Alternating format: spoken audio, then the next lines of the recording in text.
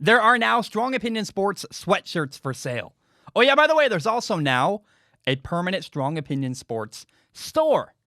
And to celebrate the opening of the store, I'm starting it with a sale. Currently, there are 4 items for sale: a pullover hoodie, a zip-up hoodie, a performance t-shirt, and a premium cotton t-shirt. All 4 are for sale at a reduced price right now. If you order by December 1st, everything is cheaper, and everything is guaranteed to ship to you by Christmas. The pullover hoodie is $35 on sale. At the end of the month, when the sale ends, it will be $40. The zip-up hoodie is $40 now. When the sale ends, it will be $45. The performance style t-shirt, it's $25 now. After December 1st, it will be $30. And the premium cotton blend t-shirt is $20 on sale right now. And after the sale, it will be $25. Again, everything is on sale now until the end of November. And if you order by December 1st, I can guarantee you will get your stuff by Christmas. Follow the link in the description or go to shirtsforyourpeople.com and find the Strong Opinion Sports tab. Oh my goodness. Good morning, good afternoon. Whatever it is for you, I hope you're having a fantastic day. My name is Zach Schomler. This is Strong Opinion Sports, episode 309. I hope you're having a great day. Thank you for tuning in, by the way. I really do appreciate it. Today we're going to talk about Matt Patricia. Some news happened with him. The Lions fired their head coach. We're going to talk about Thanksgiving. There were 2 games on Thanksgiving. We're going to talk about the Buccaneers a little bit because I don't know if that's the right way to put it, to say that I finally figured out the Buccaneers, but I feel like I finally have come to an answer that I feel good about regarding the Tampa Bay Buccaneers. We'll talk about Tua. We'll finish the show with some NFL Week 12 predictions. Actually, it's not even true. We're actually going to end the show with Ask Zach. A lot of questions from you guys. It's a Thanksgiving-centric Ask Zach segment, and it'll be really fun. We'll talk about, oh my gosh, just a lot of stuff. I even have a somewhat, sort of guest appearance from a former professor of mine. Really, really fun stuff. I'm very excited. I want to start with this, though. The Lions have fired their head coach, Matt Patricia. They also fired their general manager, Bob Quinn. And it makes sense. I look at it and go, yeah, like I understand. They really haven't done very well. They haven't been very competitive. The Lions ownership just wanted this year to see if they could make a push at the playoffs. If they made the playoffs, I felt like they were going to get another year. Because they didn't. They're now out. It's just like, I get why. The losing to the Texans on Thanksgiving was the last straw. On Saturday morning, it was announced they have fired the general manager and head coach. And here's all I ask, please. I'm begging the Lions ownership at this point. Please move Matthew Stafford. Please trade him. Please. It doesn't make sense to release him. Trade Matthew Stafford. That's all I'm asking. Please. The Lions have rebuilt around Matthew Stafford not once, not twice, but 3 different times. And why do it a 4th time? You're gonna rebuild around Matthew Stafford for a 4th time during his career. It's horrible. It's sad. Please trade Matthew Stafford, draft a young quarterback, and get a new head coach in there. But I don't think you do any justice to Matthew Stafford by trying to rebuild around him again. It's just, I want to see Matthew Stafford have somewhat of a positive end to his career. And it's been such a disappointing set of years for Matthew Stafford. I go, man, please trade him away.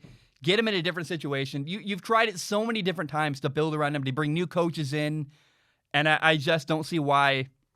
Why is it going to be different this time? I don't understand why the Lions think if we keep Matthew Stafford, we get a new head coach, this is the time. Everything's going to change and be different. You have a good quarterback who has been had years and years of his career wasted, and it's disappointing to me.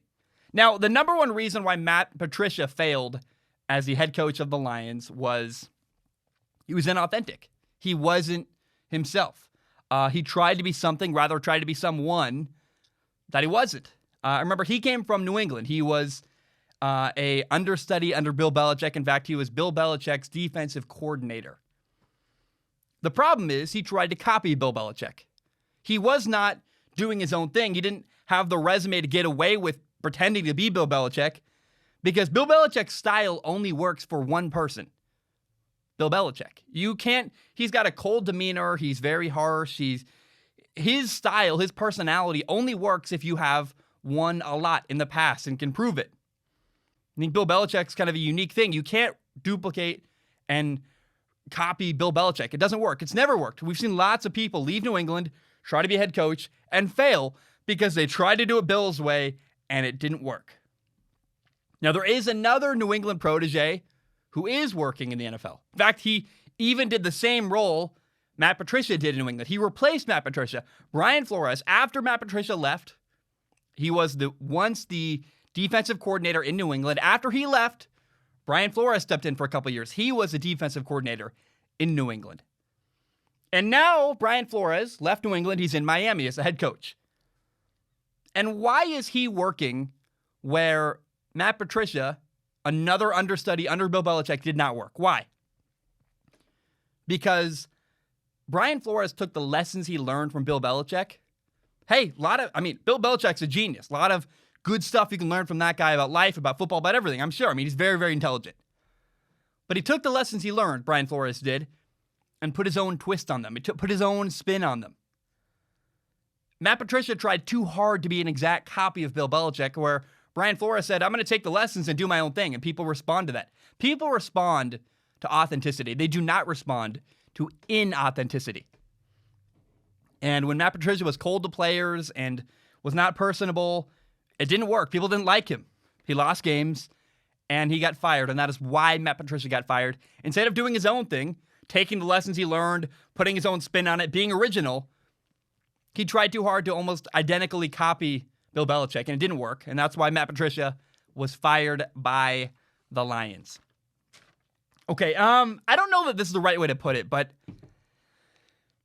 it is. I think it is the right way to put it. I found an answer for myself I like. I feel like I finally figured out the Tampa Bay Buccaneers. Because I keep getting so many messages from all kinds of people saying, what's wrong with the Buccaneers? Why are the Buccaneers so terrible? What's going on? A lot of people have completely bailed on the possibility of Tom Brady ever succeeding in Tampa Bay. I like a lot of people are saying, it's never going to work, it's terrible, fire the coach, fire this, fire that. I feel like I've finally come to a conclusion I feel good about. I figured out an answer that I like, and I go, yeah, that makes sense to me. And it's actually an embarrassingly simple answer. When you look and go, of course that's why the Buccaneers have been really inconsistent and up and down. Here's why. It's year one. It's the first year of Tom Brady in Tampa Bay trying to change the culture. Most of these guys are learning how to win, learning what that process looks like, what preparation you have to do, what kind of work ethic you have to have, what habits you have to have. The Buccaneers' biggest problem right now is the little details. It's a missed assignment here, or a blown coverage there, or running the wrong route, or having a drop, or penalties. All the mistakes going on in Tampa Bay right now are fixable, but it's going to take time. They're going through the process of changing the culture in Tampa Bay. Here's a crazy thing. I didn't really understand the magnitude of bringing Tom Brady into Tampa Bay till I realized this. Tampa Bay has only had 2 winning seasons in the last 10 years. Oh my gosh. In 2010, they went 10-6, and in 2016, they went 9-7. Every other year, every other season for the last 10 years, the Buccaneers have had a losing record. Mike Evans is their star receiver. He's 27 years old. This is his 7th year in the NFL. Mike Evans has only had 1 winning season in his entire career. There are habits. There are things you have to learn. Learning how to win together is a real thing. That, in my opinion, is what's going on in Tampa Bay. So I'm still in on the Buccaneers, but I'm in on them next year. I'm not really confident the Buccaneers can beat a team like the Chiefs or make a Super Bowl run or win a lot of playoffs games this year. But next year, it's a whole new year, another year together, another year of a team learning how to play together. The Buccaneers have the pieces required to win games. They've got a ton of talent, both on offense and on defense. They've got a good quarterback, Tom Brady, good coaching on offense and on defense, in my opinion. But they're going through growing pains. Not to mention, by the way, they've been dealing with COVID. COVID, this whole year, has been, like The Ravens are about to play a game potentially without their starting quarterback, Lamar Jackson. There's been so much inconsistency this year that, of course, a quarterback like Tom Brady, who relies on consistency, has had a problem. Bill Belichick and Tom Brady, two people who for years and years played together, worked together, and coaching quarterback.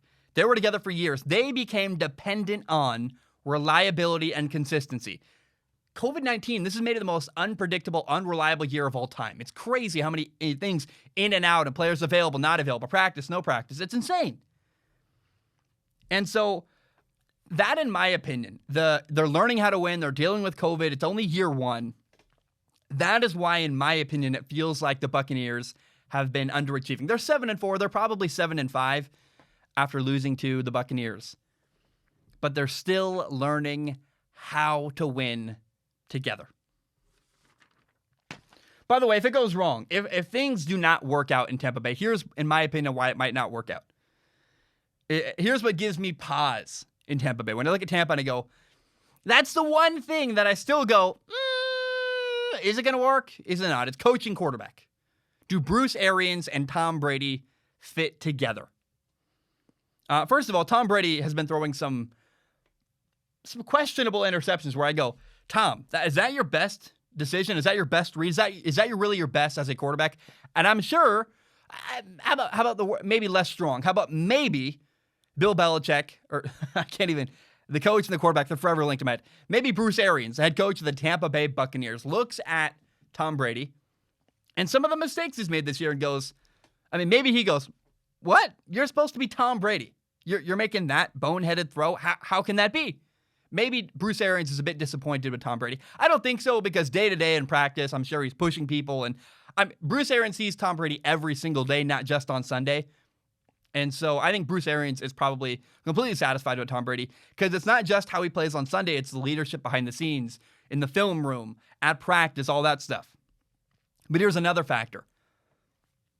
Bruce Arians is very laid back as a head coach. And when he was in Arizona, he was known for letting coaches and really making sure coaches went to see their family. There's no sleeping at the office. He's more laid back. He's more relaxed. He's not, he encourages downtime, I guess. Whereas Tom Brady is a grinder. Bruce Arians picks his time and place, when to grind, when to relax and go home. Tom Brady doesn't ever seem to have a time to relax. He's always grinding, watching film, preparing, studying. And it's possible that their personalities don't match. I don't know. We'll see. It's possible that the attitude, the style, the work ethic, whatever you want to call it, the approach of Bruce Arians, it's possible it just doesn't work with Tom Brady. I don't know. I don't. It's a speculation. It's a total. It's flimsy at best. I don't really. I'm just saying what I remember from Arizona was a guy who said, "Hey, don't sleep at the office. Go see your family. Go relax." That's what Bruce Arians' attitude was. There's a time for work, and then there's a time you go home. Tom Brady's never seemed like the kind of guy who's like, yeah, let's relax. He's a grinder. He works his butt off. And so it's possible, again, the personalities may not match in Tampa Bay. But again, in spite of all that, I'm confident that Tampa Bay, again, they've got great players, offense and defense. They got a good coach, offense and defense. They got a good quarterback. My belief is at some point, it's going to pop in Tampa Bay. They're going to figure it out. But right now, they're going through growing pains, still learning how to win. Okay, last week against the Denver Broncos, the Dolphins took out their rookie quarterback, Tua Tagovailoa. They were down 10 points with just over 10 minutes and 14 seconds left in the fourth quarter. And they took out Tua Tagovailoa. They said, Tua, we're going to take you out of the game. They put in Ryan Fitzpatrick. And I've got a lot of messages about this. People saying, mainly asking kind of why did it happen? And then other people asking, is Tua been benched? Is he not the quarterback anymore in Miami? And so, no, first of all, Tua has not been benched in Miami. He's still the starting quarterback moving forward.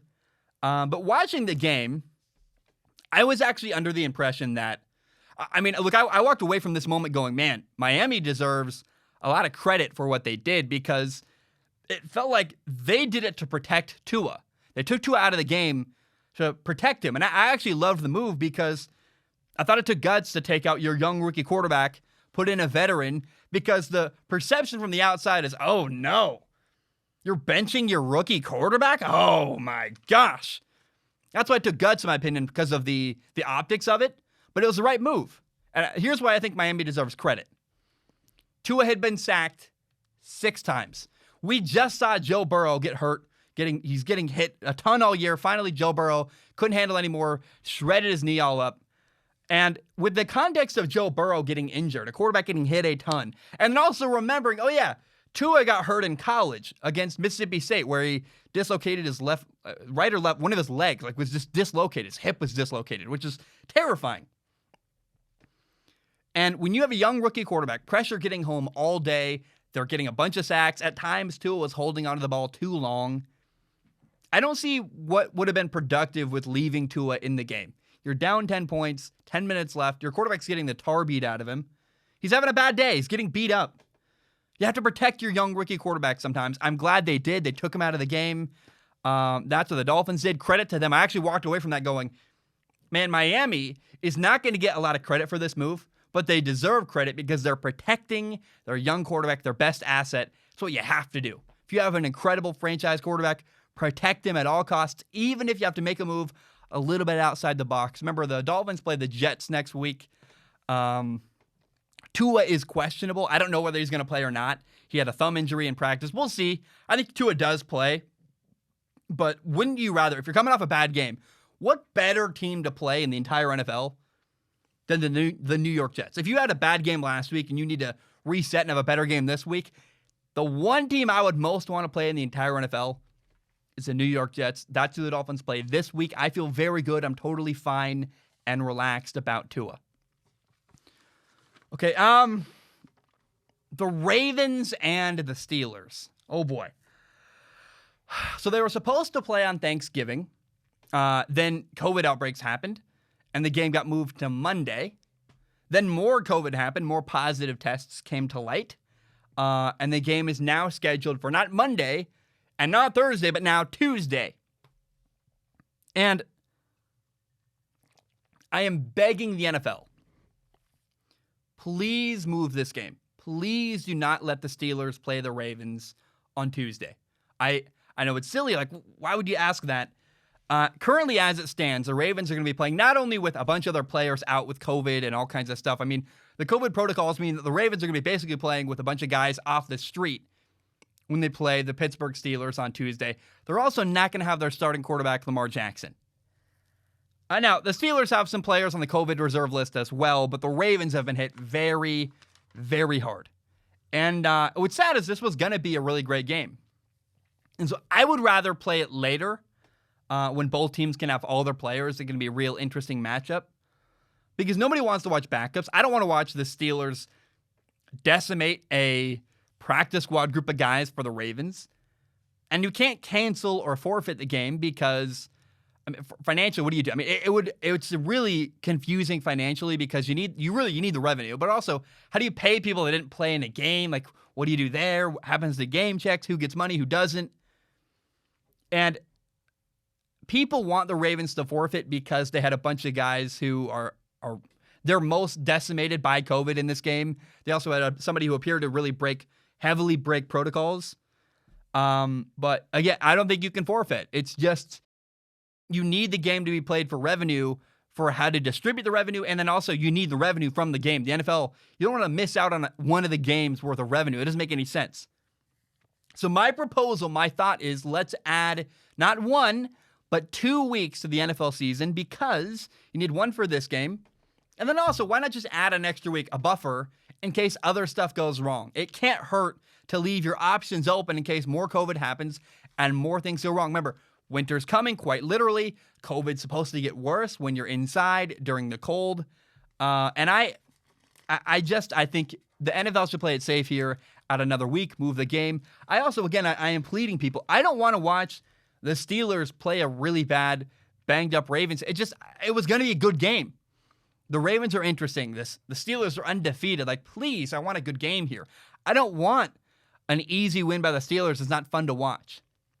Now, Pittsburgh fans are really, really mad. They're like, it's unfair. It's unfair. The NFL hates us. It's all this. The NFL's out to get us. That's what I'm hearing from Pittsburgh a lot right now. And no, nobody's out to get you. I think it's actually a good life lesson where sometimes stuff just goes wrong. Sometimes there are things you cannot control that are, and often things that are out of your control go wrong. And life is not fair. But let me tell you, my brother died 4 years ago. Was that fair? I mean, that's an extreme example, but so many times things happen outside of your control that you have nothing to do with. It wasn't your fault. You didn't ask for it. You're the victim. But how do you handle that? How do you deal with that moment? That's what's really important here. And I think Pittsburgh needs to kind of wake up and realize, hey, you got to learn how to deal with it. Because rather than seeking blame or, having a conspiracy that someone's out to get you, like, oh, we're undefeated. They just want to take us out or they want to screw us over. I understand. Pittsburgh's mad. They lost their bye week. They had a couple of games moved. I understand why everybody, players, coaches, fans, I understand why Pittsburgh is frustrated. But I think it was an unavoidable occurrence. I mean, again, there are times where things happen you can't control that go wrong, and it hurts you. It doesn't make it fair. It's not fair, but that's also life. And so I think people need to realize, hey, rather than seeking blame, deal with it, do the best you can, handle whatever situation comes your way the best you possibly can, and nobody's out to get you. In fact, I think, I personally, if the Steelers go undefeated, oh my God, I would love that. It'd be awesome. In fact, how cool would it be if the Steelers really did what the Patriots could not do a couple years ago, go 19-0. It'd be unbelievable. They got 9 games left to go. I don't think they will. It's just too hard. But I would love it if they did. If the Steelers went undefeated, won 19 games in a row, won the Super Bowl, I'd love that. No one's out to get Pittsburgh. But remember, don't seek blame. Deal with the situation you're dealt, and no one's out to get you. All right, I'm going to take a short break. When I return, we'll talk about the Thanksgiving games, Deshaun Watson, the Lions, that mess. We'll talk about Washington. They smacked Dallas. Then we'll take a break. When we come back from that break, we'll do NFL Week 12 predictions for this coming weekend. And then later, we'll do some Ask Zach questions. Should be really, really fun. My name is Zach Schaumler. I'm going to take a short break. I will be right back. All right, we are back. Hope you're doing very, very well. Let's jump in. Let's talk about the couple Thanksgiving games. On Thursday, I guess Thanksgiving, the Texans beat the Lions 41-25. And my number one takeaway from this game really is that I think most people have no idea just how good Deshaun Watson's playing right now. His team is 4-7, so I think a lot of people forget, oh yeah, Deshaun Watson is incredible, playing at a high level. It's easy to forget about him. But man, Deshaun is a special quarterback. And, he had 4 touchdowns against the Lions, had a lot of great throws, and he's doing so many things at a high level right now with great anticipation or playing well in a messy pocket with bodies around him and around his feet, moving defenders with his eyes, moving them right, throwing left, or, he's been highly accurate, especially down the sidelines. He's got a throw against the Patriots from 2 weeks ago. I put it on my Instagram story last night. I went, oh my gosh, that's just an incredibly unbelievable throw. And I've said this before, but I do think it's worth repeating, so I'll say it again. One of the most impressive things that Deshaun Watson is doing this year is that he's not adding to his team's problems with his play. Houston is a gigantic mess right now all around Deshaun Watson. They got, they can't run the ball. Their defense is giving up a ton of yards. Their receivers are dropping passes. They traded away their best receiver, DeAndre Hopkins. They fired their head coach. They're using a interim head coach. They have got offensive line problems. And while Houston is a mess all around him, Deshaun Watson has not added to their problems at all. And when you compare a guy like Carson Wentz in Philadelphia with Deshaun Watson, Carson Wentz is also in a really bad, messy situation. But as the Eagles have fallen apart, so too has Carson Wentz. His habits, his decision-making, it's declined. It's gotten worse and worse and worse. Now, in contrast, Deshaun Watson has done the impressive task of playing well and being disciplined in spite of the mess around him. It's really, really impressive to me. No one talks about how hard it is to make good decisions and not force throws and be patient and do the right thing and have good habits when your team is imploding around you. Deshaun Watson's done a great job at that. And look, Deshaun Watson, in my opinion, and he's an elite quarterback. I've been saying this for a long time. I've been on the Deshaun Watson train for a while. He's an elite quarterback. He's playing at the top level of the NFL, and he deserves a ton of credit because he's playing at a super high level, again, in spite of everything against him going wrong in Houston. Now, the Lions. Oh, boy. Boy, where do I start with the Lions? I walked away from Thanksgiving Day reminded once again just of how steadily mediocre the Detroit Lions are. It's kind of impressive, actually, how consistently mediocre they are. And why is that? Why is it that they are so mediocre in Detroit? And the reason why they've actually been so, mediocre is a high level, in my opinion, for Detroit, because Matthew Stafford has been saving them from being awful for years and years and years. Matthew Stafford's the reason why they're mediocre and not terrible. You got to give credit to Matthew Stafford. They were 0-16 before they drafted Matthew Stafford, and they've been mediocre ever since. Yeah, and I'm using that word a lot. Take a drink every time I say it. I don't really care. But imagine if Detroit had not had Matthew Stafford. Take a minute, just think about the last couple of years, especially if you're a Detroit fan who follows them very closely. Imagine if they hadn't had Matthew Stafford.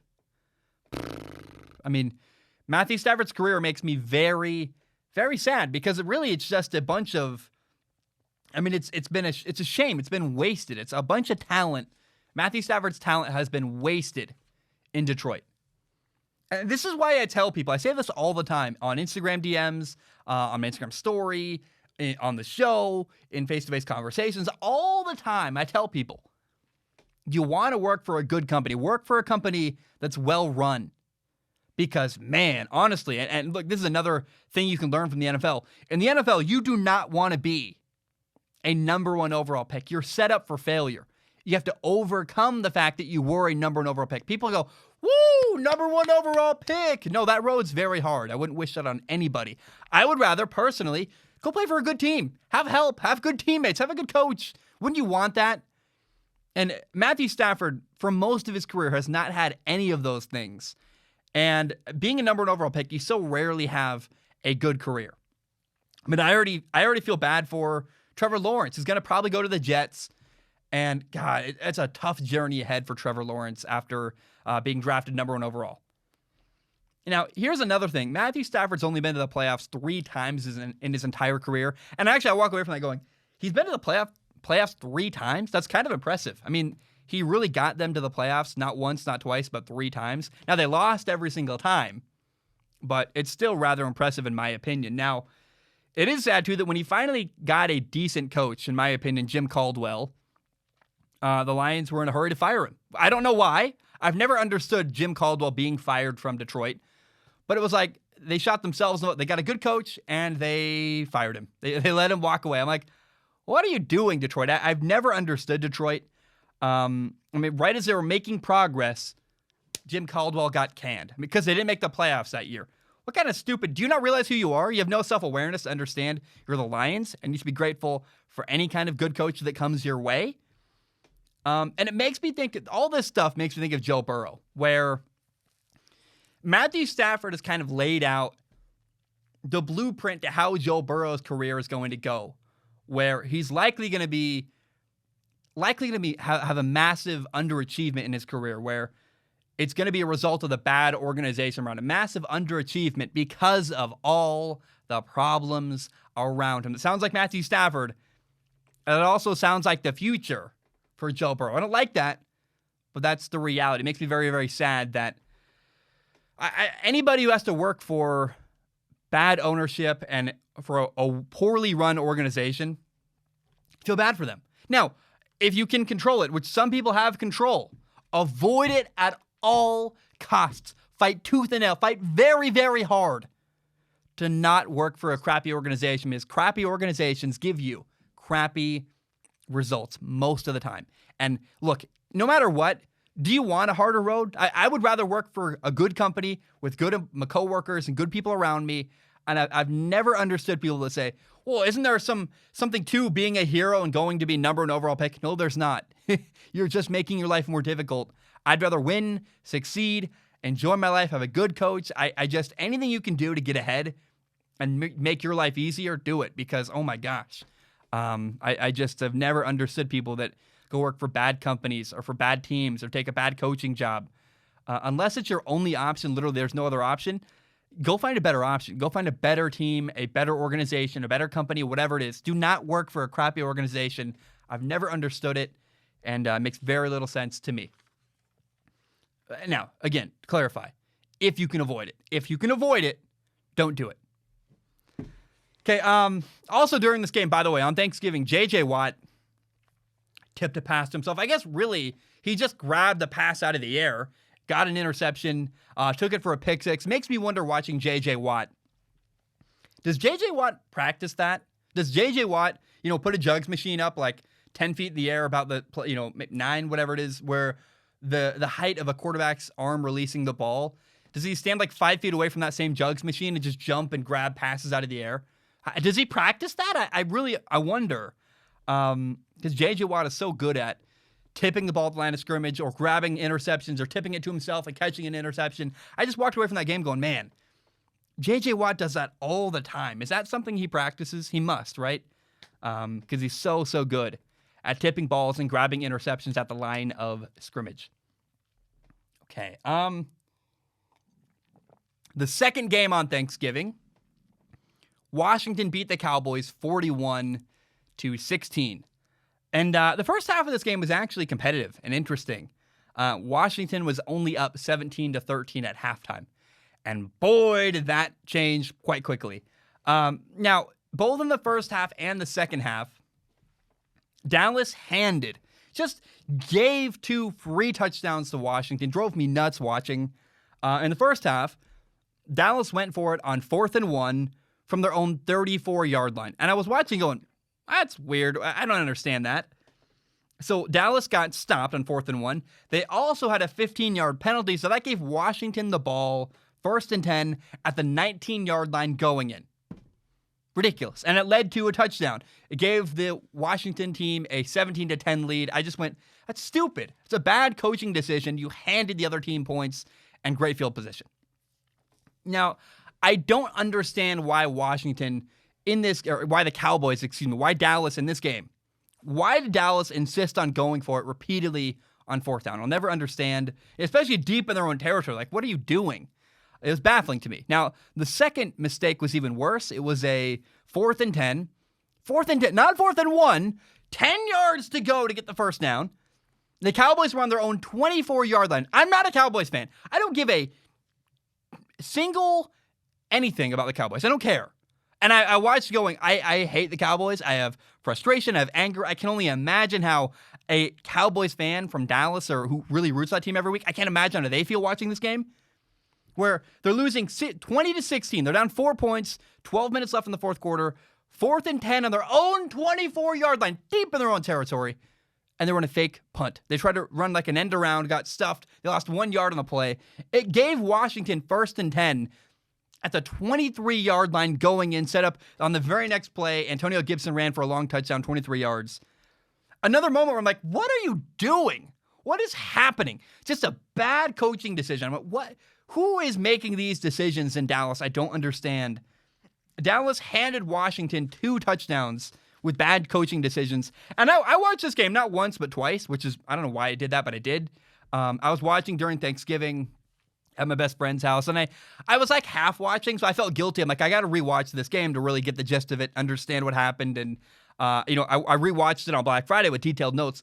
But the first time I watched this Thursday night game, the Cowboys in Washington, I was in the middle of a conversation. TV's kind of off to the right. I'm talking to somebody, and it caught my eye, and I literally stood up and went, what are the blank are they doing? Like, what is happening in Dallas? I completely forgot about my conversation. I was just lost in the moment. Like, what kind of decision was that?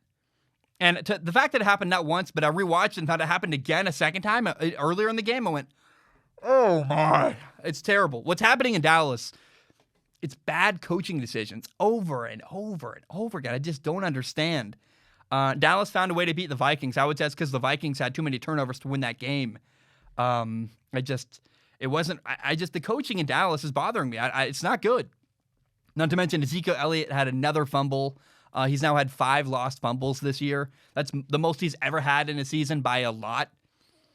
And I guess really, aren't you glad you paid him, Dallas? Aren't you really glad you paid Ezekiel Elliott a ton of money? Because Ezekiel Elliott, man, you guys are a bad football team. But Ezekiel, the running back's making the difference. He's carrying the team, isn't he?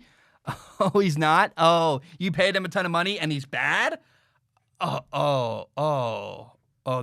sucks. Yeah, don't pay running backs. I've said it before. I'll say it again. Do not pay running backs. No matter how great they are, they're not worth the money. I don't understand why people keep doing it. By the way, Washington's running back, a rookie. Antonio Gibson, a rookie third-round pick out of Memphis.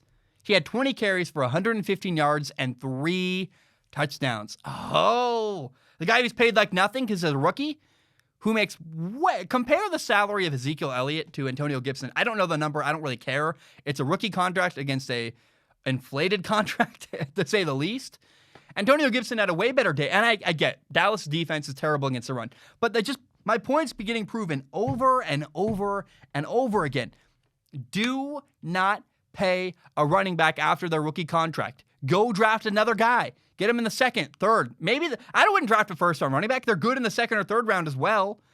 I mean, James Robinson in Jacksonville was an undrafted free agent rookie running back playing phenomenal. He's our starting running back. He made Leonard Fournette no longer have a job. He was so good. So I don't understand why you would ever pay a running back again. And Ezekiel Elliott is kind of the prime example right now of a guy got paid and it's not working. Like, ugh. The only guy, I understand paying Derrick Henry because he's literally their entire offense. Dalvin Cook is like, yeah, he's the entire offense in Minnesota. Is it really making a difference, though? Is Dalvin Cook really helping them win? Like, people are saying you got to pay Dalvin Cook because he's the entire offense in Minnesota. Yeah, he's the entire offense, and it's not working. They have a bad record. They're losing games. So, okay, like, you keep arguing that. I don't understand. And even Tennessee didn't pay Derrick Henry what he wanted. They gave him a contract that was good enough to make him say yes, but not really the money he wanted because he wasn't going to get the money he wanted. I'm rambling now. Oh, it drives me nuts. Don't pay running backs. You have Alex Smith. Alex Smith was playing on Thanksgiving. Man, he is really the favorite right now. I give out the SOS awards. He's going to probably win the story of the year. Him, really, or his coach, actually, Ron Rivera. Ron Rivera going through cancer. Alex Smith coming back from this horrific leg injury. He's playing so well. And as time has gone on, Alex Smith has gotten better throughout the year. Where early on, Alex Smith did not look comfortable at all in the pocket. And I can't blame him. Coming off that horrific knee injury, when you have bodies around you, especially around your legs, it's uncomfortable. I've played quarterback before. I played in college. I get the feeling. And Alex Smith is looking more and more comfortable in the pocket with bodies around him and around his feet. And I also think it's interesting. I really want to give credit to Alex Smith because I think Jared Goff pointed this out. The Rams quarterback at one point said, Alex Smith has made so much money. Remember, he was a number 1 overall pick in 2005. He had like a $49 million contract, day one guaranteed. I mean, Alex Smith made like 95, 96, 94 million dollars in his entire NFL career. Alex Smith does not need the money to play in the NFL. Why is Alex Smith playing right now? Oh, it's because he loves football. And you can tell, watch the guy play. Alex Smith is there because he cares. He's passionate. He loves football. And I look around. I also want to give credit. I was never going to talk about Dwayne Haskins ever again. But credit to Dwayne Haskins, was the first-round draft pick, got benched, got moved to third string. Now he's the backup right now in Washington. You watch when Washington makes a big play. You know who's celebrating on the sideline, who's there, engaged, pumped up, paying attention? Dwayne Haskins. And that's new. Because a couple weeks ago, Dwayne Haskins was sulking and upset and wimpy on the sideline going, lost my spot, I'm sad. And something clicked for Dwayne Haskins where he realized, I got to stop feeling sorry for myself. He got over it. He's engaged. He's paying attention. He's using his role right now is to be energy on the sideline. Dwayne Haskins is doing that very, very well. Credit him. It looks like his attitude changed. And I get it. Like, he was grieving the loss of being benched. He was grieving the loss of losing his job. But once he got over that, he's figured out Dwayne Haskins is back. He's engaged. I'm really happy to say that. And good for Washington. Now, Washington really has some solid players. They have Antonio Gibson at running back, Terry McLaurin at receiver. They've got Logan Thomas, this tight end I really, really like. They got a great defensive line. Montez Sweat had a great game. So did Chase Young. Montez Sweat had a pick 6. Chase Young had What did he have? A big tackle for loss. He had a sack. I really am excited for the future of Washington, where they got 5 total first-round draft picks on their defensive line. It's kind of crazy. They drafted in 2019 and 2020, both back-to-back years. They drafted a defensive end in the first round. That's kind of terrifying. And I also cannot think of a better quarterback for Ron Rivera than Alex Smith. And Alex Smith, he's a smart veteran leader. He protects the football, plays very safe. And Alex Smith is starting to look like his old self, where Alex Smith, at Washington, if they want, they might get a few good years out of Alex Smith if they want to. And again, that story with Ron Rivera beating cancer, Alex Smith overcoming this crazy leg injury, they've both been through adversity. I really love that. And then it's kind of fun to compare Dallas on one side, Washington on the other. They're kind of in similar places. I think they both had 4-7 records going into this game. 3-7, maybe 4-7, whatever. The records were identical going into this game on Thanksgiving. And they both have brand new head coaches, Mike McCarthy and Ron Rivera. Mike McCarthy in Dallas, Ron Rivera in Washington. But I'm skeptical that Dallas has the right guy. I look at Dallas and go, the decisions Mike McCarthy's making, what he's doing with what he has, it's not good. There's so many times where I go, they're talented. They've got good players. If I told you that Andy Dalton's teammates were Amari Cooper and CeeDee Lamb and Ezekiel Elliott and there's one other guy. There's that other receiver I really like. I forget his name right now, so I apologize. They got good players in Dallas, and it's not working because the coaching, the play calling is not very good. And on one hand, where I feel very, very skeptical about Dallas, I feel really, really confident in Washington. Washington looks disciplined. They're well coached. And Dallas is exactly the opposite. And that's why Washington this year has dominated Dallas. Washington is 2-0 against Dallas this year. They won 25-3 and now 41-16. What's the difference? Is it talent? Is there a big discrepancy between talent of Washington and Dallas? No. The difference between these two organizations right now is Washington has a really good coach. Dallas appears not to.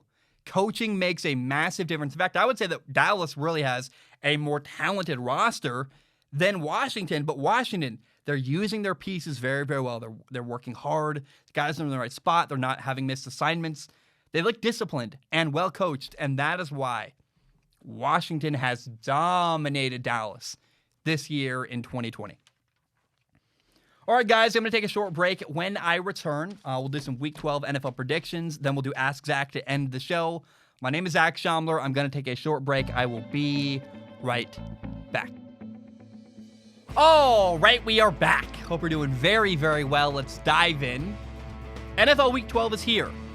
And we'll do some predictions. I feel very, very strongly about this week. There's not a single matchup I look at and go, nothing made me pause. Nothing made me hesitate. I see a clear, definite winner in every single matchup this weekend. That's kind of cool to me. And we'll start number 1 is the Chiefs at the Buccaneers. Kansas City will win this game. Tampa's still a work in progress. They're not disciplined enough, in my opinion, to win a game against one of the NFL's top teams. And the Chiefs are really, really good. They are one of the NFL's top teams. And you're not going to beat Kansas City unless you have your act together. Unfortunately, I don't think that the Buccaneers have their act together enough to beat a team like Kansas City. Now, number 2, the Bears at the Packers. So the Packers are going to win this game. They're a better team all around. They got a better coach, a better quarterback, more talent. And the Bears are starting Mitchell Trubisky at quarterback. Remember, Nick Foles is hurt, has a hip injury. He's questionable. Probably he'll be suited up on the sideline. It's a good excuse to give Mitchell Trubisky another opportunity without optics looking bad. And I'll be honest, people know, I've been very, very hard on Mitchell Trubisky over the years. But I actually don't hate this move. I have an open mind. We'll see what Mitchell can do. He can run around. He can extend plays. It feels like something the Bears have needed the last couple weeks. And so I look at this game and go, the Packers were going to win no matter who the Bears quarterback was. But what's fun is, how's Mitchell Trubisky going to do? Does he do good enough to get his job back? I don't know. We'll find out. But I'm really, really fascinated with how Mitchell Trubisky does this weekend against Green Bay. Titans at the Colts. The Titans are going to win this game. They're going to beat the Colts. The Titans running back Derrick Henry is going to have a really, really big day because the Colts are missing 3 starters on defense, including their defensive tackle, DeForest Buckner, and their linebacker, Bobby Okereke. And I believe it's going to be fun and competitive, but Tennessee is going to have a field day running the ball all over the field. The Colts are not going to be able to get Tennessee into 3rd and long often enough to stop them and beat them. So Tennessee is going to win this game. But I think it's fun. I think and I hope it's fun and interesting because I liked watching the Colts against the Packers last week, and we'll see what happens. Panthers at the Vikings. So it's Teddy Bridgewater going back to Minnesota to play the team that ditched him in the building that would have been Teddy's home. So interesting to me. The Panthers are quite good, though. They deserve a lot of respect. Their defense played very, very well against the Lions last week. And I think all around, the Panthers have had really good competitive game after game after game. They're building a culture there under their new head coach, Matt Rule. And I feel good about Carolina. So the Vikings, if the Vikings want even a prayer to win this game, they have to avoid turnovers. That's what killed them against Dallas last week. And the Panthers, in my opinion, even without Christian McCaffrey, the Panthers have just too many weapons on offense. They have DJ Moore, they have Robbie Anderson, Curtis Samuel, Mike Davis. And so the Panthers are going to win this game and beat Minnesota. But I think it'll be interesting. And if nothing else, the storylines are just rich for a really, really fun time on Sunday. The 49ers and the Rams. The Rams are going to win. The Rams are playing great football. I was impressed with their last couple of games against Tampa and against Seattle. They're 7-3. They're rolling. And the 49ers, they're 4-6. They got a bunch of injuries. I think the Rams pull away. They win easily. And I really, really strongly like the Rams here against a depleted and really battered 49ers team. Now, the Browns at the Jaguars. The Browns are going to win this game. The Browns will beat the Jaguars. The Jaguars have a number of players on the injured reserve corner. C.J. Henderson, he's a rookie. Safety Josh Jones. Edge rusher Josh Allen, he's another impact player and a rookie. And the Jaguars are also starting Mike Glennon at quarterback. Ooh, boy. So Cleveland is likely going to have a field day. They'll play great. They'll do very, very well. Cleveland should win this game easily. And watch for the Jaguars to make a play or two, though. I do, in spite of the fact that I think the Jaguars don't have a chance to win this game, they do fight really, really hard. They got a good middle linebacker, Joe Schobert. They got some impact, interesting players. And so keep your eye on the Jaguars. They should be competitive and interesting and fight hard. But in the end, the Browns should win this game. And I expect a big day by the Browns quarterback, Baker Mayfield. I would be shocked if he didn't have a great day. Remember, he's been playing in cold weather, getting a lot of flack against him. He's going to the warm, nice weather of Jacksonville, Florida. And I think, man, I want to see Baker Mayfield spin the ball all over the field on Sunday and do very, very well. Hear me almost slip up and say Gardner Minshew in Saturday. I didn't. I caught it. But Baker should do very, very well in Jacksonville on Sunday. The Giants at the Bengals. Here's the thing. The Giants have been playing very, very well. Their defense looks well coached and disciplined. And the Bengals star rookie quarterback, Joe Burrow, is out for the year. So in my opinion, Cincinnati has no shot to beat New York on Sunday. The Giants will win. Much more needs to really be said. The Giants should, no matter what happens on offense, their defense is really good. The Bengals offense should be inept, and we'll see what happens. The Raiders will beat the Falcons. The Raiders deserve a lot of respect. The Raiders are, they're playing really, really good football. They got good game plans. They got good players. They're healthy. And I want to see if Henry Ruggs can do anything in this game. Can he make an impact? Can he make a big catch or two for the Raiders? I want to see Henry Ruggs step up and have a big game. But Vegas should win this game very, very easily against Atlanta. Now, the Dolphins and the Jets. This game is a mismatch. I just don't know how. I don't see a path for the Jets to win this game. The Dolphins are a way better team, top to bottom. The Dolphins defense is going to make some big plays. I'm excited to watch them, actually. Should see a pick six or a fumble recovery or some big stuff's going to happen on defense for the Dolphins. And if Tua is going to play, great. I think it's good for him. He's coming off of a bad game against Denver. He needed a moment. He's getting hit a lot, holding onto the ball too long. He needs a game to reset. That's what the Jets can be for Tua. And even if Tua doesn't play, he's questionable with a thumb injury. Even if Tua doesn't play, it's going to be fine. And here's another fun storyline is that Ryan Fitzpatrick once was the quarterback in New York for the Jets. So no matter what happens, I feel very, very good about the Dolphins beating the Jets on Sunday. Cardinals and Patriots. Oh my gosh, should be fun. I have the Cardinals winning this game. They're a better team. And Bill Belichick's defense should make it interesting. I'm excited to see what happens for the Patriots. And it is still Cam Newton against Kyler Murray. Should be fun. They're going to talk a lot about running quarterbacks and what that means. Remember, in my opinion, Cam Newton is a running quarterback. Kyler Murray is a quarterback who can run. He's a thrower who can run. It's a different skill set. Kyler doesn't need to run to win. Cam, I think, does. And remember, the Cardinals also, don't sleep on them. They run the ball way better than people realize. And not just with Kyler Murray. The Cardinals run the ball, period, very, very well with their running backs. And I'm interested, Bill Belichick always tries to take away your best thing from your team. Are they going to double team DeAndre Hopkins? How do you defend Arizona? I don't think that the Patriots have the horses in the barn to compete with the Cardinals. So the Patriots, I think, have no shot to beat Arizona. And I think the Patriots are going to give up a lot of points. I think the Cardinals are going to have a really big day on offense. Kyler's going to go crazy. And should be fun to watch on Sunday. Seahawks at the Eagles. Another mismatch, in my opinion. This is a very, very strong Seattle team playing against a very, very messy Philadelphia Eagles team. The Seahawks should win. I am curious if Carson Wentz, the Eagles quarterback, does well or not. We'll see. I want to say, it's interesting. We've seen the progression of Seattle's defense.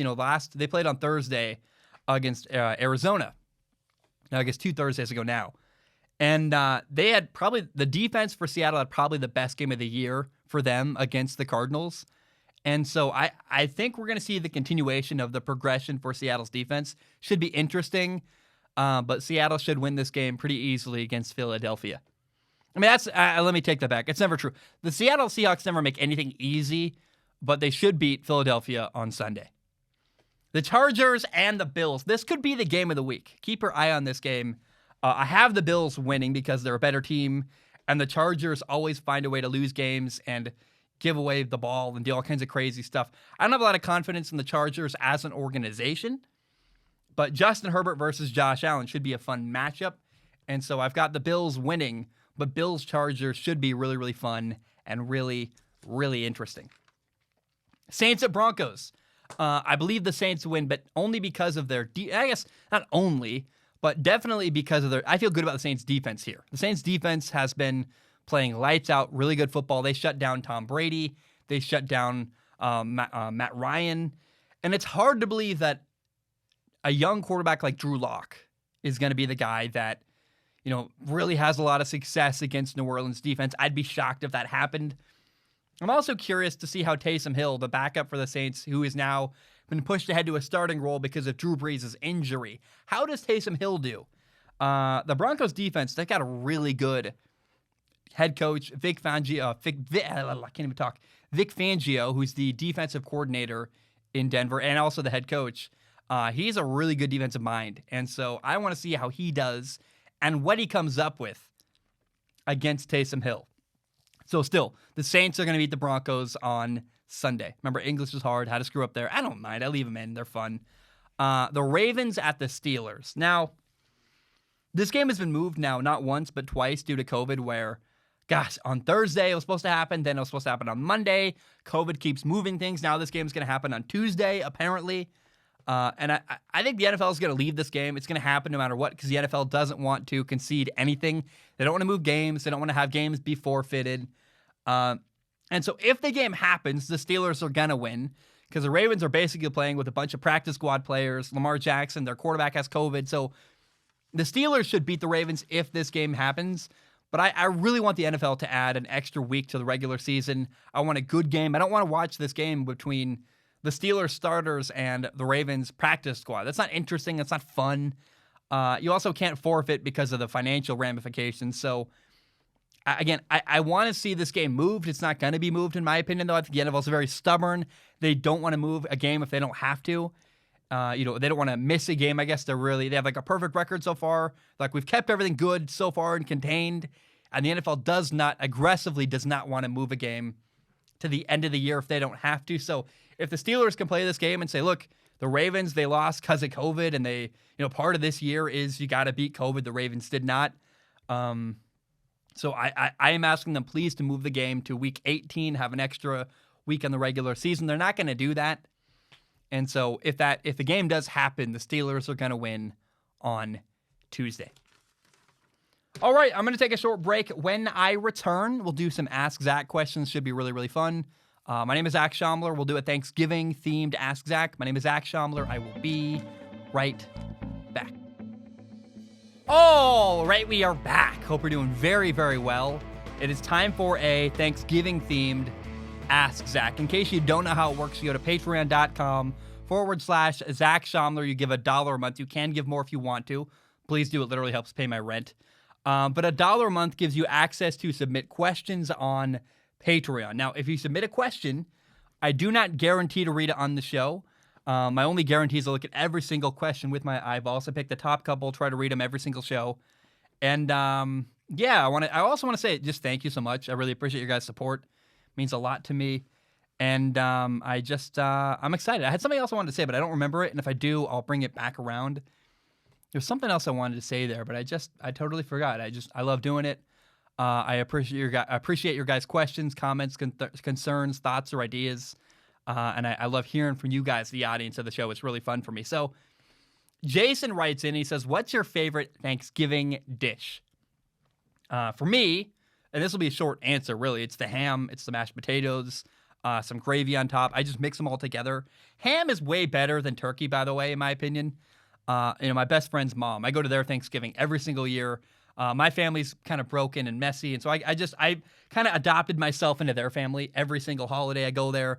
Christmas morning I'll be there for breakfast. I really am close to my best friend's family, and they really welcome me. It's really great. She's an amazing cook, his mom, and I've always, ever since meeting her, having her ham, I realized, ham is way better. It's just a better meat than turkey. It's juicier. It's better. It tastes really good with mashed potatoes on top. Her mashed potatoes are amazing. So shout out to her, and shout out to ham with mashed potatoes and gravy. It's like you just get a bowl and you just glop it all together and just mix it up and cut it together. It's like, it's so dang good. I love it so much. And then a little shout out to, I guess, candied yams. That's the yams. They're orange with marshmallows on top, melted on top. It's really, I'm there for the marshmallows. The yams are a vehicle for the sweetness of the marshmallows, but it's really good. I love it so much. Joe writes in, says, Happy Thanksgiving. Thank you, Joe.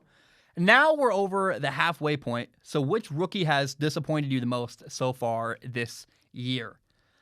Two guys come to mind, Joe, when you ask me which rookie has disappointed me the most. It's number one, Henry Ruggs, actually, the receiver for the Raiders. He only has 14 catches, 256 yards, 1 touchdown. It's been a slow start, and I get it. He was hurt. He missed 2 games, but Henry Ruggs hasn't been. Now, they've really liked what they've gotten from him at times, where the way the Raiders have used Henry Ruggs is they run play action, like a hard play action fake. Derek Carr flips around, looks at the field, and you'll see Henry Ruggs just streaking down the field. And really, it feels like the only thing they've run with Henry Ruggs all year is vertical routes. They're like, Henry, run past everybody, go get deep, and we'll try to hit you. And I wish they'd hit more of them. I really want to see more production from Henry Ruggs. And we'll see if things change as time goes on. I also want to see if the Raiders can expand his route tree. Right now, again, they're just using him on play action, running him vertically. We haven't seen a lot of nuance with Henry Ruggs. I want to see if that will change as time goes on in Vegas. But it might be just that with a limited offseason, he's a rookie, whatever. They're trying to just get him in, use whatever skill set they can. I don't know, but I've been a little bit disappointed is the wrong word. But I had higher hopes for Henry Ruggs early on in the year, and he's been just kind of mildly productive rather than a big home run star making play after play after play.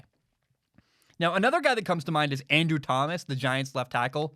He was the number 4 overall pick. He's had, his coach who coached him leading up to the draft came out and said there's all kinds of problems going on in New York. He's making mistakes he never made in college. And Andrew Thomas has been really, really bad. I don't know what's going on there. I don't know if it's coaching, I don't know what's happening, but Andrew Thomas appears to have taken a step backward from college, which is shocking and weird. So Andrew Thomas and Henry Ruggs are the 2 most disappointing rookies in my mind so far this year. John writes in. John says, if you could get Joe Burrow out of the Bengals, who would you want to trade for him? So who would I want to trade for Joe Burrow? So I would want Joe Burrow to go somewhere where there's a need. First, I wouldn't want him to go to like Seattle where they don't need Joe Burrow. I'd want Joe Burrow to go somewhere where there's a need long-term at the quarterback position, whether it's, and that could either mean sitting behind a guy like, Drew Brees would be awesome. If Joe Burrow could get traded to New Orleans, you let him sit for a year behind, Drew Brees, bam. He's the guy. He's back in the state, Louisiana, where he killed it in college, and he's dominating. That'd be really fun, really exciting, really interesting. Where else would I want to see Joe Burrow go? I think of the Panthers. I think of the 49ers. I think of the Patriots. Washington would be cool. Those are all options I would love to see Joe Burrow quarterbacking for. Carolina or the 49ers, they're probably the two best spots for him. I think every quarterback that goes to Carolina or the 49ers, they're going to have a great set of ownership and support and players and great coaching. And I want a quarterback to have great coaching.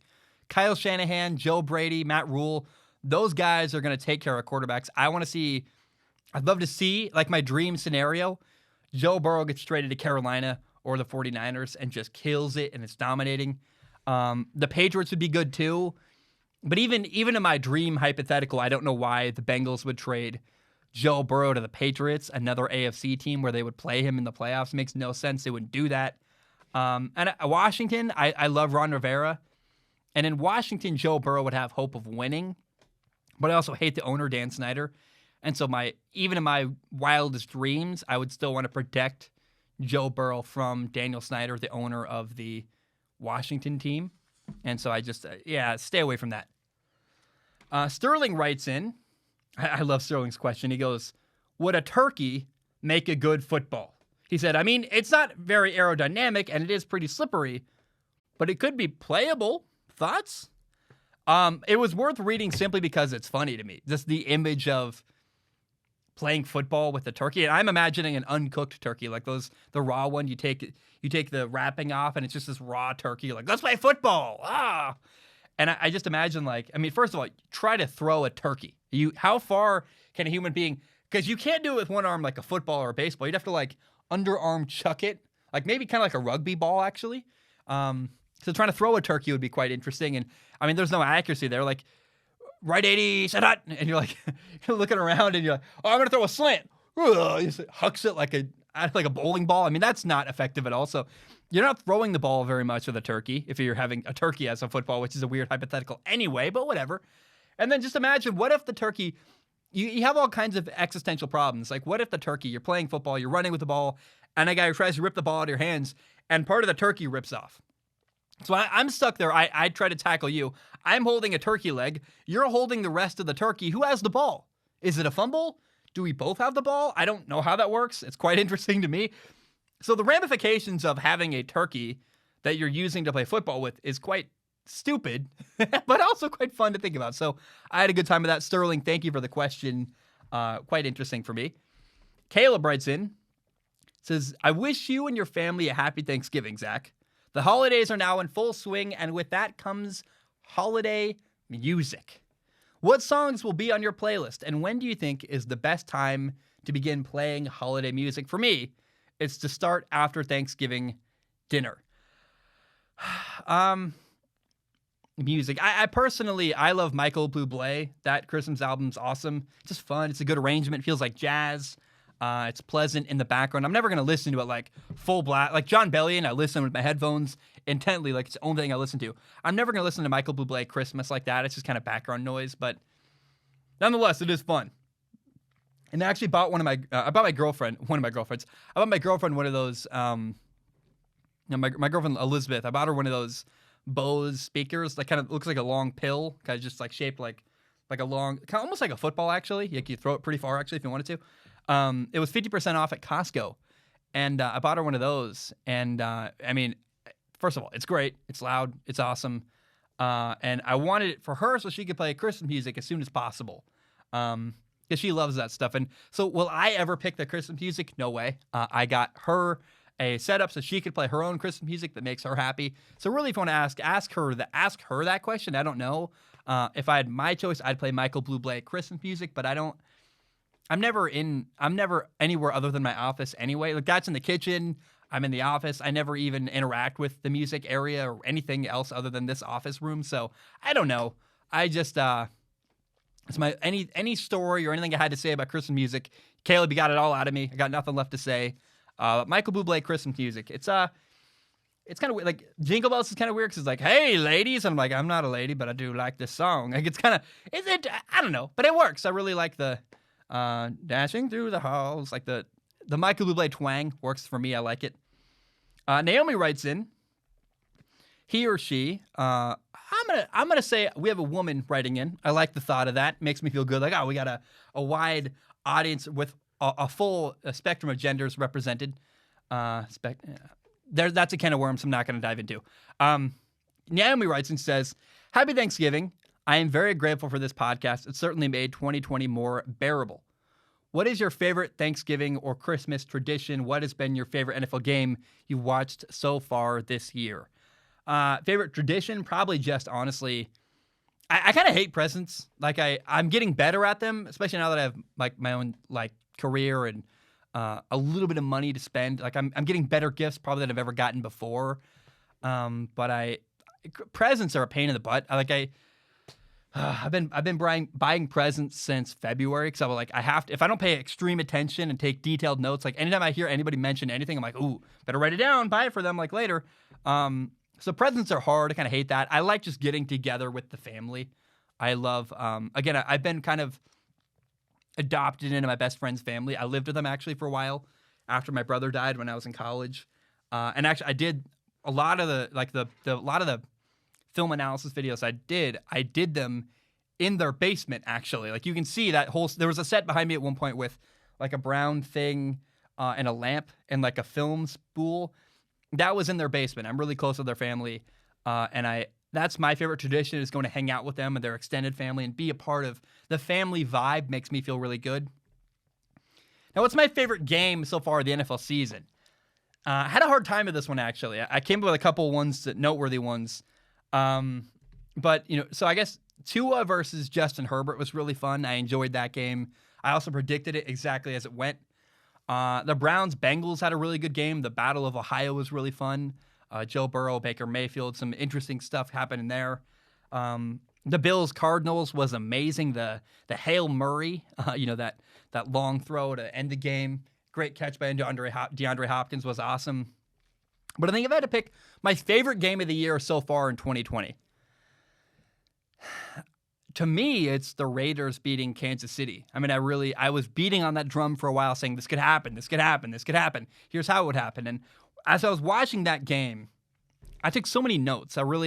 It brought me alive. Like, I have so much to say about this. When I watch a game and I feel like I have a lot to say, it makes me feel really good inside. Like, oh, I've got, you know what I mean? There are a couple games where, like, even looking back at my Thanksgiving, like, did I really talk about the game? I talked about Deshaun Watson and the Lions. I didn't really break down the game. The game wasn't that interesting. It's the ramifications of the game I liked.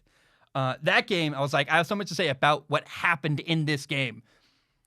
Fourth down, how they did it, who ran the ball, what happened, who made plays. Like, that was one of those games where I'm like, this game itself, not the ramifications, not what's happening in the game, not the people in the game.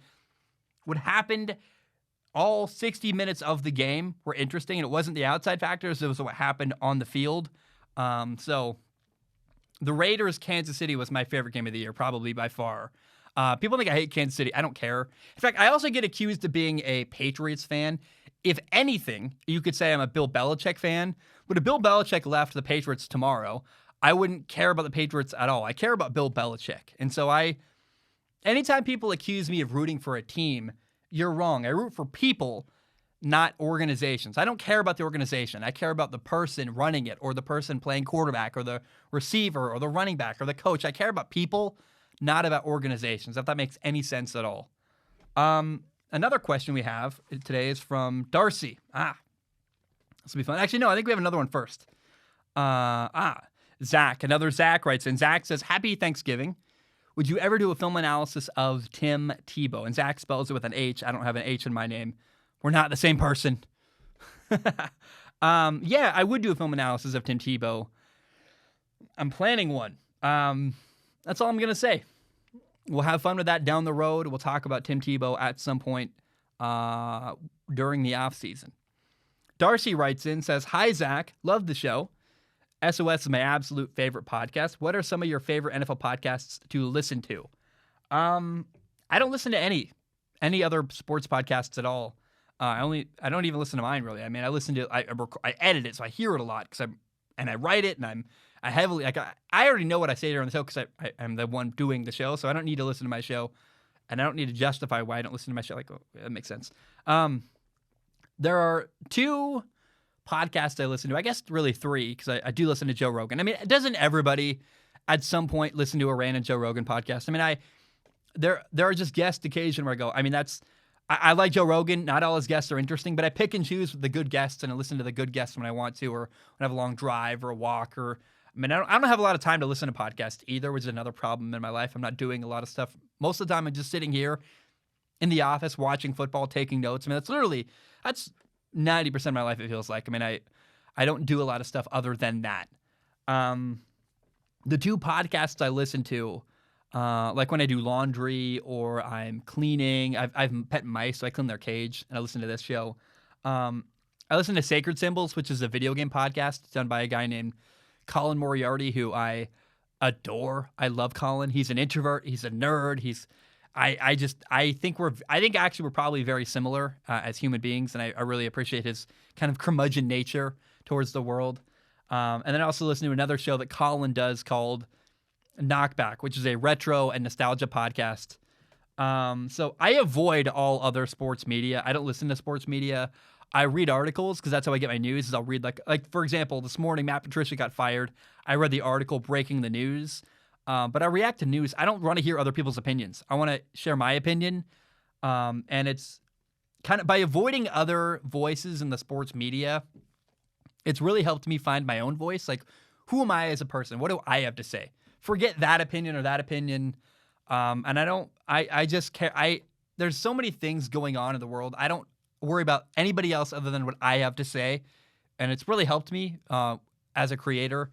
And then also when I'm not working, I mean, again, I work like 15-hour days. People don't realize how much goes on behind the scenes. My girlfriend certainly does. She's really frustrated. Right now, I have to go fix my washing machine. And I've been putting it off for days because I've been working and working and working. And I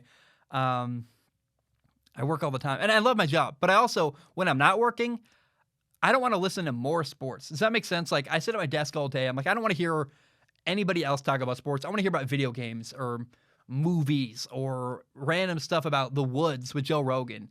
And so whenever I'm doing other stuff other than work, I want to change the subject in my head and think about other things. And that's kind of, by doing that, it actually keeps me way more engaged in sports because I go, oh, I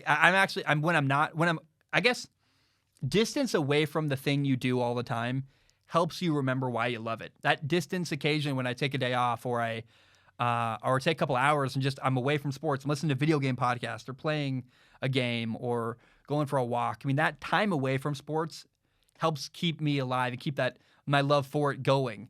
I think if all I did all the time constantly was whether making a sports podcast or listening to sports content or this or that, it would probably burn me out. And so I've been trying to find that balance. And for me, that balance starts with just ignoring every other sports media person in the entire world. I don't care. I don't need your opinion. I have my opinion. I don't need yours.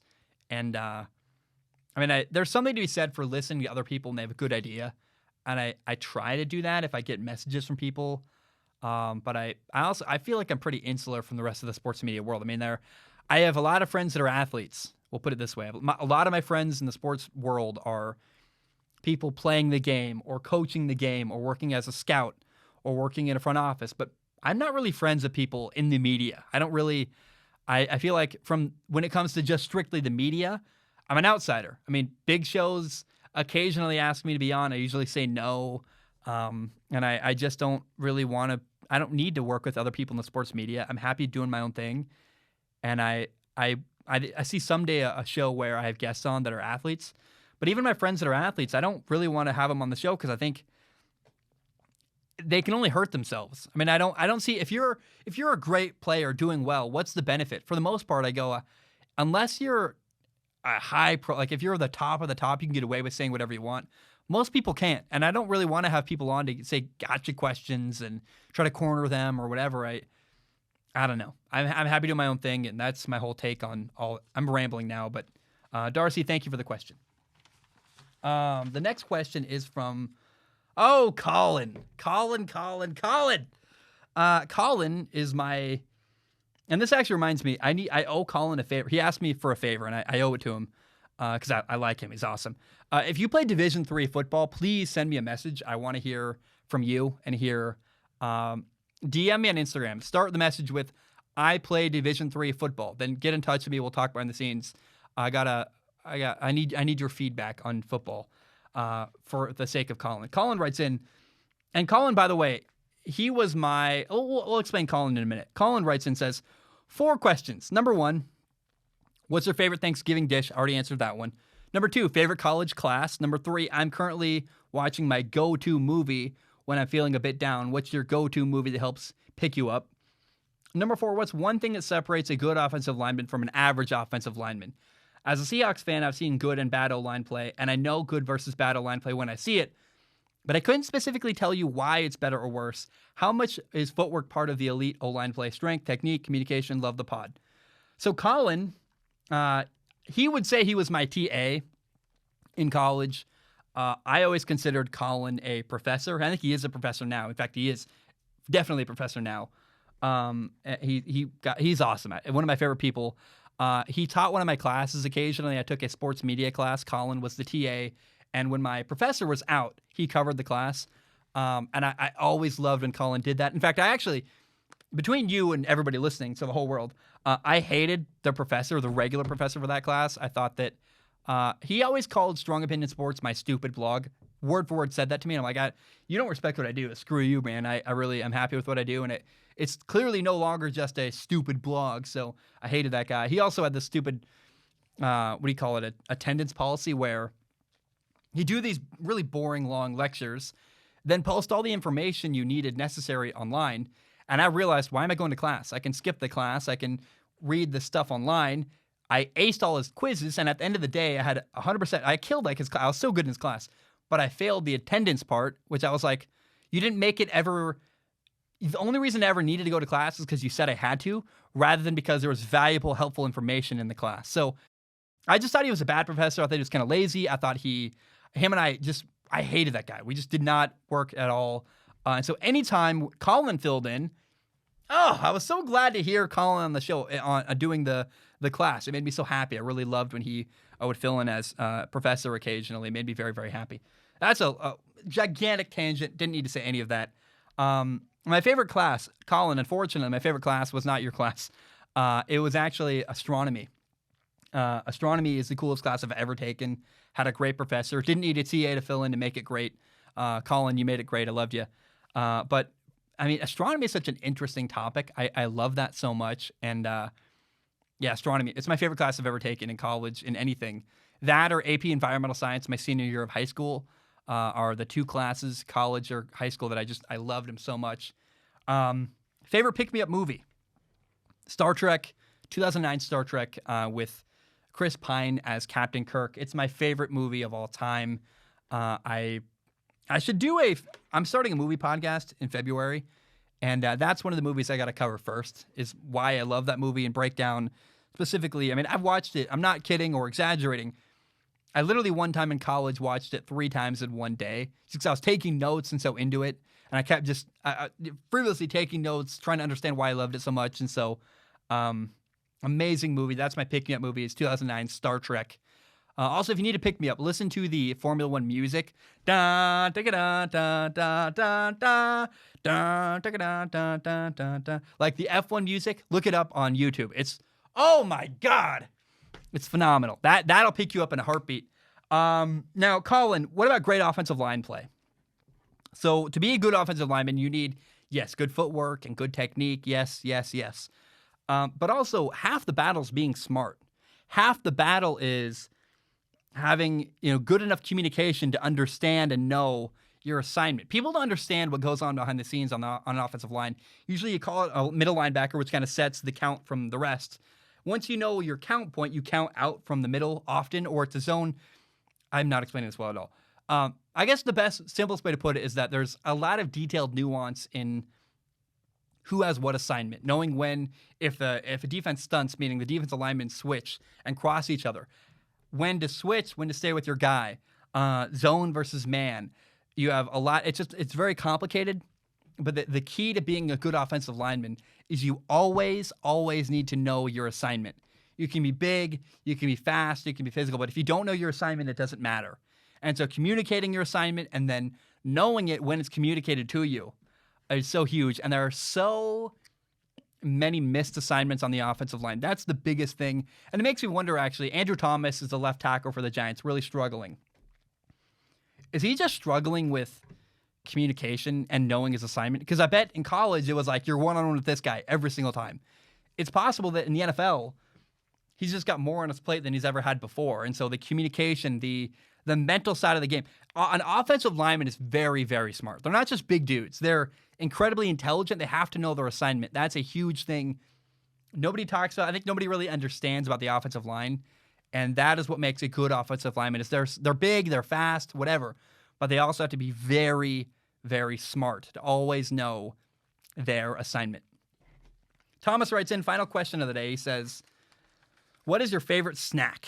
So a lot of good snacks come to mind. I think of goldfish crackers. I think of snap peas, salt and vinegar chips. Cookies are really good. There's like you can get ones I guess Winco is where I go for cookies. You can get like for $2, you can get the ones you put them on the thing. They're already pre-wrapped or they're little balls basically. You just put them on the oven, put them in for 10 minutes. They come out, they're all gooey. Oh, I love that.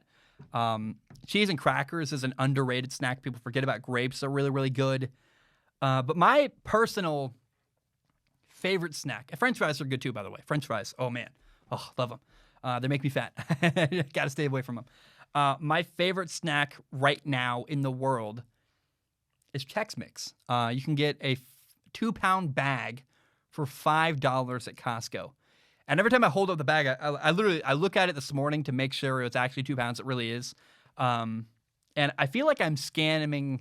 I feel like I'm scamming somehow Costco. Like I'm getting a deal I shouldn't be getting. Every time I buy it for $5, I'm like, how is this allowed or possible? Because, I mean, the things you can get like, I mean, the gas station ones are so marked up. So when you get it wholesale at Costco, I mean, Chex Mix is really, really cheap and it's so good. And you put it in like a little cup and you drink it because it's just shovel as much in your mouth as you can. And I hate touching stuff with my hands because I'm usually at my desk. If I'm not at my desk, I'm holding a controller or writing notes, watching something. I'm always using my hands for something, and I don't want crumbly crumbs on my hands. I like my hands to be clean and ready to work and do stuff. So you put Chex Mix in a plastic cup that's malleable so you can squeeze it together a little bit to funnel more into your mouth, and then you just go to town. And Chex Mix, man, really, really underrated, underappreciated snack. And again, at Costco, it's $5 for a 2-pound bag. It's an unbelievable deal, and I cannot recommend Chex Mix enough. They're a phenomenal, phenomenal snack. Guys, that's all I have.